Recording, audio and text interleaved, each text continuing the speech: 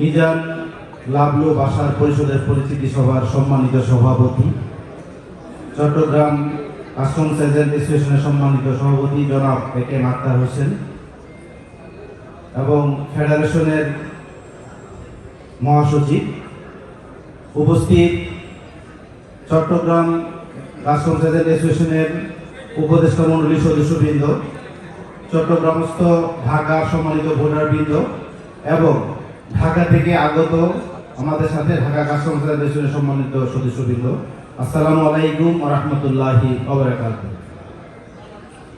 আসলে পরিচিতি সভায় আমাদের সম্মানিত সভাপতি, সাধারণ সম্পাদক আমাদের সকল সদস্যদেরকে পরিচয় করিয়ে দিবেন। আমাদের বক্তব্য তেমন অবস্থা থাকে না, যেহেতু আমরা বিগত 2021 সনে আপনাদের আস্থা মিজান লাবলু বাসার পরিষদের উপরে ছিল। আপনারা নিরঙ্কুশ সংখ্যাগরিষ্ঠতার মাধ্যমে এই পরিষদকে বিজয়ী করেছিলেন। আমাদের উপরে অনেক দায়িত্ব ছিল, এই নিরঙ্কুশ দায়িত্বের জন্য আমরা চেষ্টা করেছি আমাদের এই দায়িত্ব সততা এবং ইমানদারির সাথে পালন করার জন্য। আমরা নির্বাচনে অবতীর্ণ হওয়ার পর আমাদের প্রতিপক্ষ অনেক মিথ্যা তথ্য উপস্থাপন করছেন, যার কারণে আজকে এই যে অর্থ সম্পাদক হিসাবে আমি, আল্লাহ যদি তৌফিক দেন, আমি আপনাদের সামনে উপস্থাপন করব সত্য বিষয়গুলি, আমাদের অর্থনৈতিক এই তথ্যগত পরিসংখ্যান। আমরা 2021 সনে এপ্রিলের 10 তারিখে আমরা দায়িত্বভার গ্রহণ করেছি। তখন ঢাকা কাস্টমস এজেন্ট অ্যাসোসিয়েশনের বিগত দিনের এফডিআর এবং নগদ অর্থ সহ আমাদের মোট টাকার পরিমাণ ছিল 41,30,02,097 টাকা 18 পয়সা। আমার কাছে যে তথ্য এখানে উপস্থাপন আপনাদের সামনে করেছি, এটা ঢাকা কাস্টমস অ্যাসোসিয়েশন আমাদের যে চিফ এক্সিকিউটিভ আছে তার স্বাক্ষরযুক্ত। সম্পূর্ণ এই তথ্যগুলি আমাদের কম্পিউটারে লিপিবদ্ধ আছে। আপনারা সদস্য হিসেবে যখন ইচ্ছা আপনারা এই তথ্যগুলি পাবেন। আমরা গত 3 বছরে আমাদের আয়ের পরিমাণ ছিল 61,83,19,962 টাকা। অর্থাৎ আমি আমাদের এই মিজান লাবলু বাসার পরিষদের অর্থ সম্পাদক হিসেবে দায়িত্ব পালন করে আপনাদের একটি শক্ত মজবুত অর্থনৈতিক ভিত গঠন করার চেষ্টা করেছি। আমাদের মোট ট্রানজেকশন ছিল 103 কোটি টাকা গত 3 বছরে। সম্মানিত সদস্যবৃন্দ, আমরা সেটা কিভাবে বৃদ্ধি করেছি? 3টি পন্থা আমরা অবলম্বন করেছি। প্রথমত, আমরা অ্যাকাউন্টকে সফটওয়্যার ভিত্তিক করেছি ম্যানুয়াল থেকে, যাতে আমাদের মিসইউজ এবং সিস্টেম লস না হয়। দ্বিতীয়ত, আমরা ডিপিজেড এবং এইপিজেড এই 3টি স্টেশনে আমরা এসআই কোডা ওয়ার্ড চালু করেছি, ডিটিআই চালু করেছি, যার কারণে সেখানে যে মাসিক আয় ছিল 6 থেকে 7 লক্ষ টাকা, এখন আমাদের মোট আয়ের পরিমাণ 42 থেকে 45 লক্ষ টাকা। আমি আপনাদের সামনে একটি পরিসংখ্যান দিচ্ছি।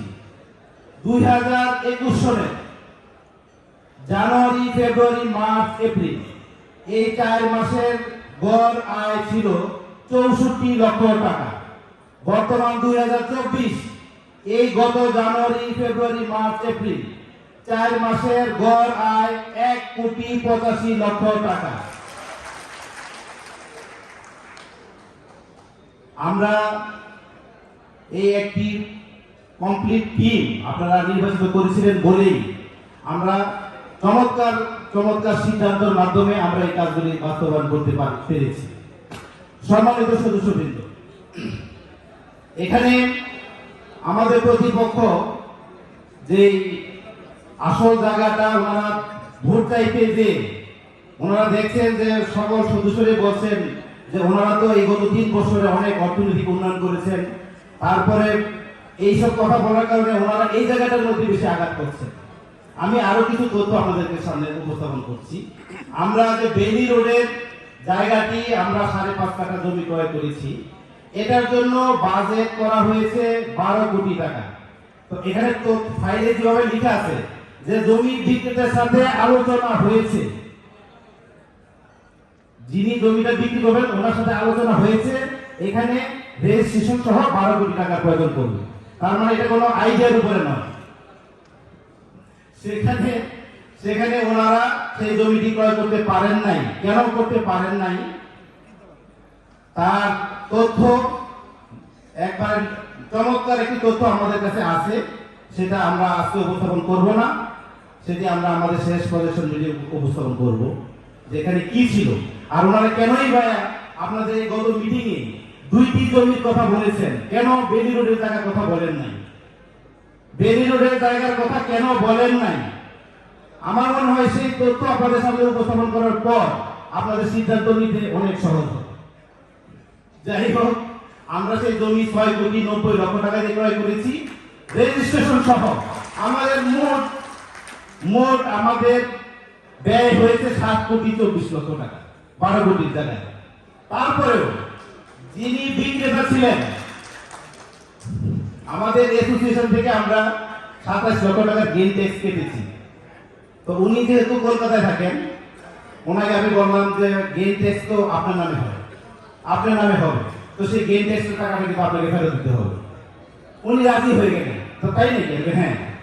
উনি আবার ওনার টাকা থেকে 27 লক্ষ টাকা চেক আমাকে রিটার্ন দিয়ে দিলেন ঢাকা কাস্টমার অ্যাসোসিয়েশনের নামে। আমাদের প্রেসিডেন্ট সেক্রেটারি বলতেছে যে নতুন এটা সম্ভব। আমি প্লিজ, আমি দেখতেছি, সেটা আমরা সম্ভব করেছি। এখন আসি আমরা উত্তরার জায়গার বিষয়ে। দেখেন, উত্তরাতে জায়গা ক্রয়ের আমাদের প্রথম টার্গেট ছিল আরেকে টাওয়ারে একটি জায়গা আছে জসিম নদী রোডের পাশে 10 কাঠা। আপনারা অনুমোদন দিয়েছিলেন এজিএম এ যে বাড্ডার জায়গা বিক্রি করে উত্তরার জায়গা ক্রয় করা হবে। আমরা যখন প্রণোদনার টাকা দিয়েছিলাম 10 কোটি টাকার মতো, জমি কিনে ফেললাম 7.5 কোটি টাকা, আমাদের 17.5 কোটি টাকা ব্যয় হয়ে গেল। এখন আমরা উত্তরাতে কিভাবে জায়গা কিনবো? বাড্ডার জমি বিক্রি না করে আমরা কিনতে পারবো না। আমরা তাই অনুমোদন আপনারা দিয়েছি। তো বাড্ডার জায়গা বিক্রি হলো না। আমরা 60 কোটি টাকা চেয়েছি, ওনারা দিতে রাজি হয়নি। অথচ মার্কেটে কথা বলেছে, আপনারা সবাই জানেন ম্যাক্সিমাম, যে বাড্ডার জায়গা 60 কোটি টাকা বিক্রি করেছে, 20 কোটি টাকা পরিশোধ পেয়েছে। 20 কোটি টাকা। সম্মানিত সদস্য, আপনাদের কাছে আমার বিচার আপনাদের কাছে চাইছি যে আমরা তো বাড্ডার জায়গা বিক্রি করি নাই, তাহলে যে কথাটি ওনারা প্রপাগান্ডা করেছেন যে 20 কোটি টাকা পেয়েছি, তার বিচার আপনাদের কাছে রইল।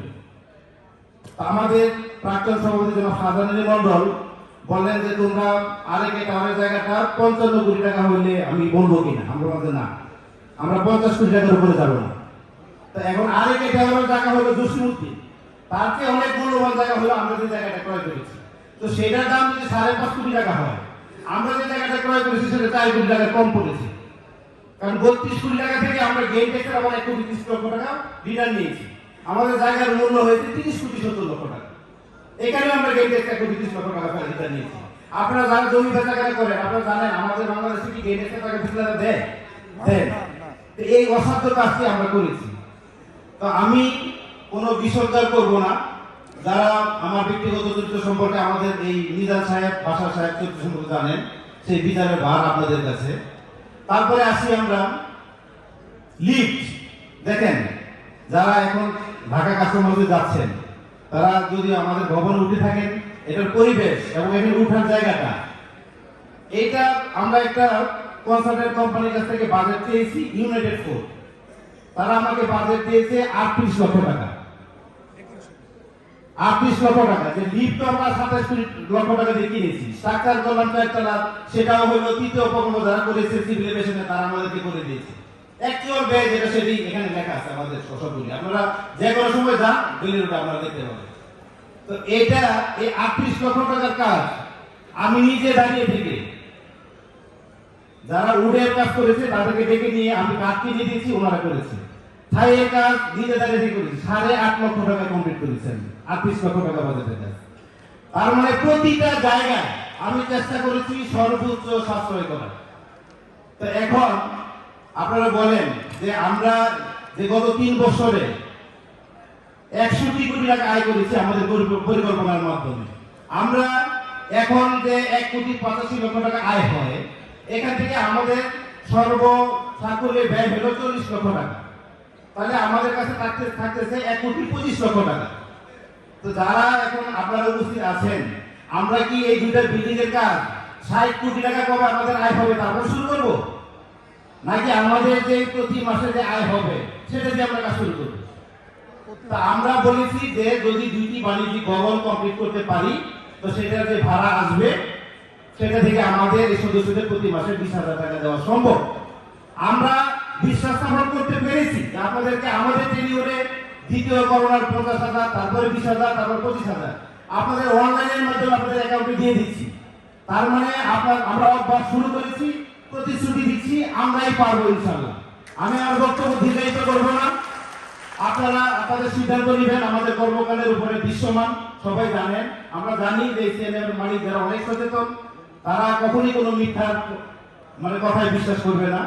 আমি আবারও এই চট্টগ্রামস্থ যারা ঢাকার ভোটার আছেন, এখানে আমাদের সম্মানিত সভাপতি আক্তার ভাই, বাচ্চু ভাই সবাই আছেন, ওনারাও অনেক সচেতন।